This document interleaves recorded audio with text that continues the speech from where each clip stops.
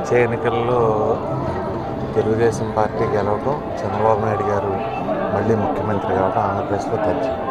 Sir, ఈ ఓట్లు తొలగింపు అనే ప్రక్రియ కొనసాగుతున్నారు, నేపథ్యంలో ఎలా రియాక్ట్ అవుతుంది?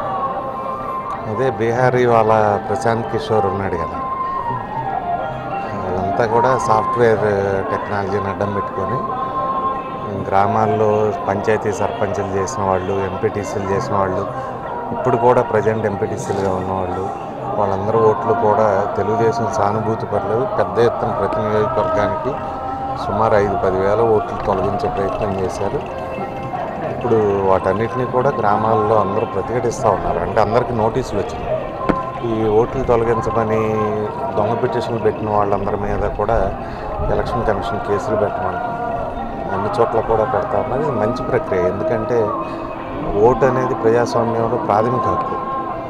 ఇంకో వ్యక్తి ఓటుని దొంగతనంగా తొలగించమని చెప్పే హక్కు ఎవరికి లేదు. వాళ్ళందరి మీద కూడా క్రిమినల్ కేసులు పెట్టమని ఎలక్షన్ కమిషన్ చెప్పడం అంతా కూడా చాలా మంచి పని.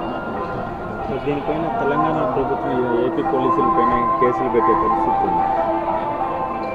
అది డేటా గురించి కదా, అది 2 గవర్నమెంట్స్ ఉన్నాయి కదా.